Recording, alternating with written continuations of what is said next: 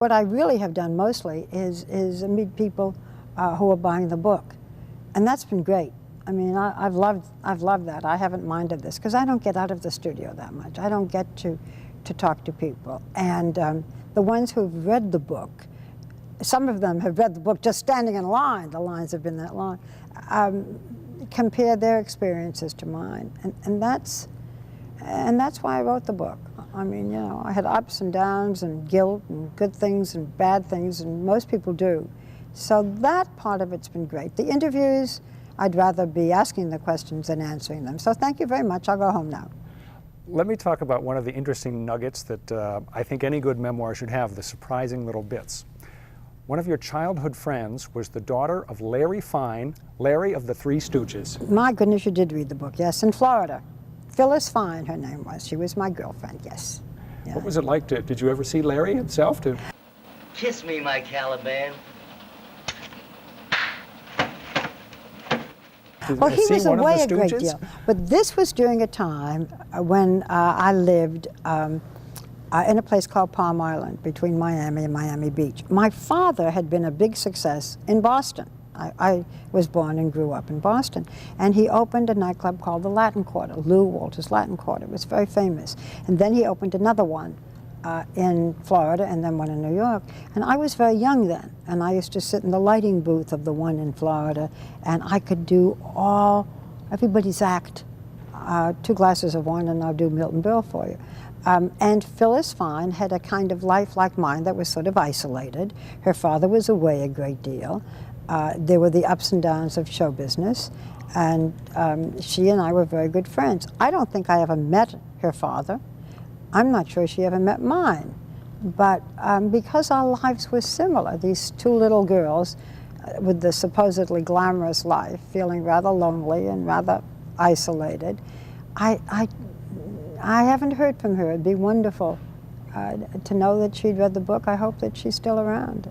You had a lot of ups and downs in your life as a child, and then as a teenager, and then as a young person in your 20s and 30s, in large part because of your family. You did not lead a Norman Rockwell kind of childhood. No. And that has shaped you to this day, hasn't it? Yes. The book is called Audition because I felt I was auditioning my whole life, almost until now. Although this book, I guess, is an audition too, isn't it?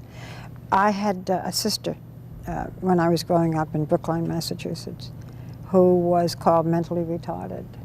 People made fun of her. They made fun of me. And I felt love for her and great resentment and a lot of guilt. And I think people can relate to that. And she was the most important figure in my life because of these feelings and because I knew I would have the responsibility for her. And then my father, who had made and lost fortunes and had a kind of sad experience after we'd had 20 years of living in penthouses, gave to me, I guess, a fear that it could all be gone tomorrow, that everything could be taken away. Is that why you have, throughout your professional career, been so driven, is because you worried that you were going to lose it all, and you also had the responsibility for much of your adult life of supporting your parents and your sister? I don't know.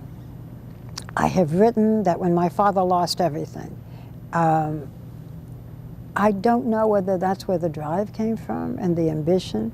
I don't know where it comes from in people. I do know that I had to work. I do know that I had to put up with the jobs I didn't like or with some of the people in the business who didn't like me. Maybe that perseverance, maybe that knowledge that I had to support my mother, my father, my sister, and at that point my child. But I sort of think it's something beyond that, and I don't think we can isolate where drive comes from. Is it insecurity? Oh, we're all insecure, you know. But I do know that I had to stay with it, and I had to, even when I was failing, keep going. And I think a lot of people today can relate to that. I think it's one of the reasons that the book has taken off. It's not, I mean, I write about presidents, and I write about celebrities, and I write about heads of state, and I write a little bit about romances and so on. But I think what's made the book work is that people can relate to it. And also trying to find some balance. And I think men, you know, are you married? No. No, so you don't have children. I'm like you, divorced. Okay, do you have children? No. You see, I'm doing the interview. But if you did, you would know that trying to find the balance between career and marriage and children is tough and something that a lot of us have been looking for all our lives.